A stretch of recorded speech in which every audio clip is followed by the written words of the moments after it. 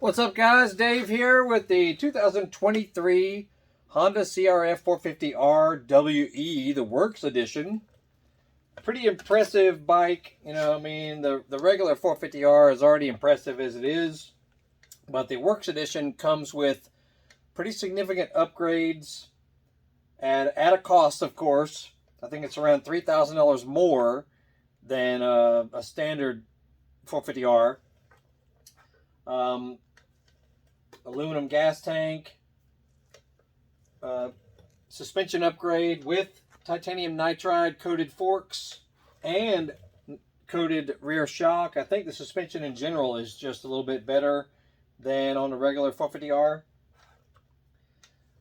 Comes with Yoshimura RS12 full exhaust system, titanium exhaust system at that, with carbon fiber tip on it. That alone is a good, $1,500 if you tried to buy it on, on the aftermarket.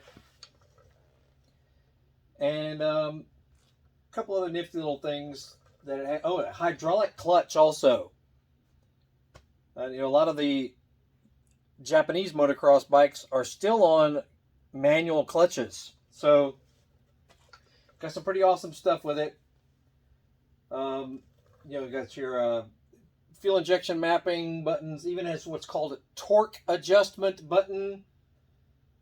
I mean, it's pretty sweet. I haven't owned any of the newer 4-stroke bikes.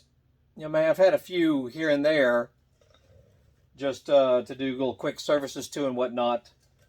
But I came across this one and it needed a few repairs here and there. Has a little bit of damaged radiator on the other side.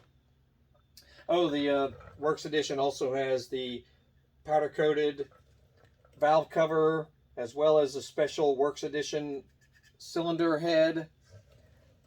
So it's pretty sweet.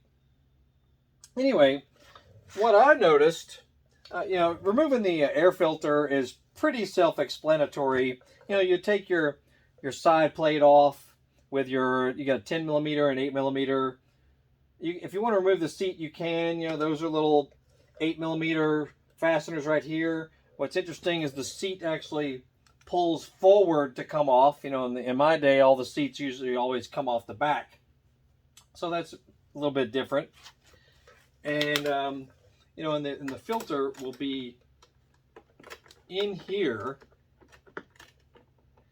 And it has a little bit of button that goes in there, and then this will clamp right here holds it in place. But that's not the tricky issue. The tricky issue is this weird looking filter cage. I've never seen anything like this.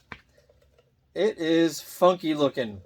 And, if you're going to clean your filter, you need to know how to put it back together, because it obviously needs to fit flush as far as the surface of the rim of the filter will go that way. But these, look how it loops around. Loops around these little hooks.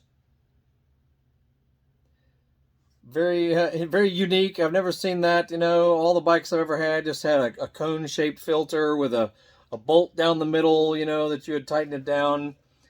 So this is definitely unique. I just want to show you guys what it looks like, in case you're, you've taken yours off and you're going, oh, wait a minute, how does this go back together?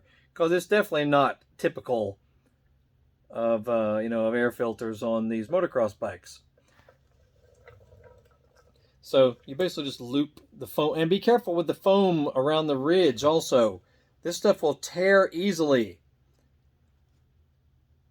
So it just basically loops over all of this. And you continue all the way around, and it loops around it, and then the cage will come off. And for cleaning a filter, I keep a bucket of kerosene with a little basket in it to keep the dirt down at the bottom of the bucket. And that's how I actually clean the filter for the first stage, to get all the nastiness out of it. And you just do a bunch of squeezing and that sort of thing to get the mud and stuff off of the filter.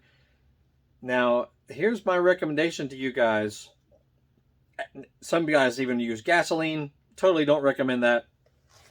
After you actually clean the filter, make sure you then use some sort of, like dishwashing liquid, something that'll actually get the solvent out of the foam. Because if you try to then oil a filter that is still kind of messy with your solvent, the filter oil, like I use Bel-Ray filter oil, foam filter oil, which is right here. Been using this stuff for many years. I think it's the best as far as the filter oil. But this stuff will not stick well at all if you have not cleaned the solvent out of your foam filter. So that's just a little tip for you. Anyway, I just wanted to show you how everything loops back around, because it is not normal. And some people even do a little bit of grease around the flange of the filter here. Pro Seal actually makes a little foamy kind of seal that permanently lines the rim of the filter. So that's something cool. Notice the logo will be facing up and reading normal when you put it back in. So let's put that in here. Oh, and this backfire screen, or fire screen, whatever you want to call it, you can actually remove this. It has a screw in the top. It's a little difficult to get to because there's not much clearance back in there if you're trying to use a screwdriver. So you may have to get creative with it, but you can remove this if you're not worried about, if you don't ride in maybe a muddy environment or sandy environment, or it's raining and that sort of thing. This is just a little bit of extra layer of protection between the filter and the airbox. So if you want to remove this, when I was on the early 4-strokes, in the mid-2000s, we always removed the screen like this from the filter cage.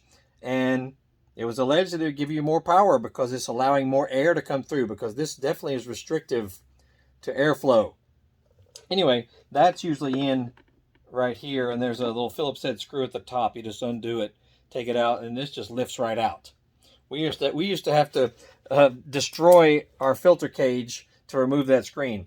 Anyway, different story. Anyway, this guy just literally slides right in. Make sure that it wiggles in there perfectly and wedges in there as it's supposed to, so that there's no gaps anywhere. You'll feel it. See if you can see that in there. Okay. Those little wings on the outside over there actually wedge in, and then this little tab right here fastens right in there, and then this little clip locks in place right behind it. Okay, so make sure everything is nice and flush, and notice these little hooks that it fits in also. Okay, see how that's going? And it should be nice and flat and flush all the way through as far as how the filter is contacting the airbox. And it's also a good time to clean out your airbox too, Use a little simple green or something and spray this area. And then wipe it with a brush, or and just clean it out. Don't leave your airbox filthy when you're doing air filter changes. It'll help the clean filter stay clean longer. And it's just a regular good practice. I always clean my airbox when I'm doing air filter cleaning. And it's a good idea to keep a spare air filter also. Keep a spare cleaned and oiled one, so that you're not losing time. Maybe you're going to the track and it's really dusty at the track.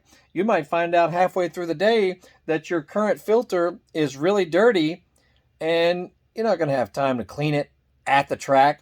Or maybe you're having a quick turnaround. Maybe you got practice on Saturday night, a race on Sunday morning, or something like that. If you keep a spare oiled and ready filter, it makes life easier on just swapping it out real quick to, so that you're not wasting a bunch of time trying to clean a filter. Anyway, I just wanted to show you what all that looks like in there.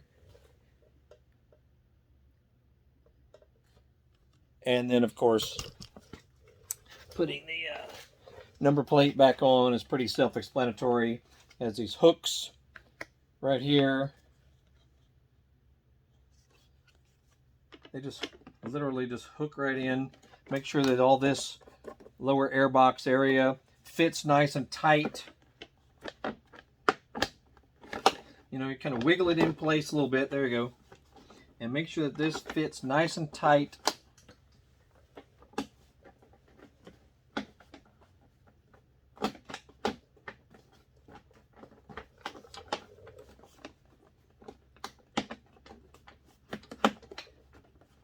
Okay, just make sure everything is nice and snug in there. Then you'll have your fastener go in here, which are these little flange bolts. Those right there. We'll have one here. Okay, seat goes back on above it. Seat bolts or fender bolts, you know, are back here also. That's usually 10 millimeter. These are usually 8 millimeter up front. Anyway, and it's a good idea to clean the back side of your number plate also. Anyway, I just thought it was interesting how that filter is designed. Never seen anything like that. Anyway, check out our channel. We got all kinds of videos about motocross bikes, dirt bikes, other, you know, trail bikes, scooters, all kinds of stuff. But yeah, check out this baby. It's a little scraped up here and there. But yeah, you get suspension upgrade. Look at the titanium nitride coated forks. That stuff is top notch. These forks hadn't even been broken in yet. I can tell by riding it. They've definitely not been broken in. I think this bike only has maybe 10 hours on it, if that. And yeah, look at that aluminum gas tank. Sweet. Your electronics, of course, it has electric start, hydraulic clutch up top, mapping button, kill switch, torque adjustment button. Yeah, totally slick bike. So yeah, we'll do more videos about doing basic services on this thing. And so yeah, subscribe to our channel. We're always adding new videos. We have more than 1,500 videos relating to dirt bikes, street bikes, Harleys, sport bikes, Honda scooters, Honda Goldwing, you know, Yamaha motocross bikes, 2-stroke and 4-stroke, all kind of stuff. So check it out, and we'll see y'all later. 2023 CRF450RWE Works Edition. This bike is. Y'all have a good day. We'll see you.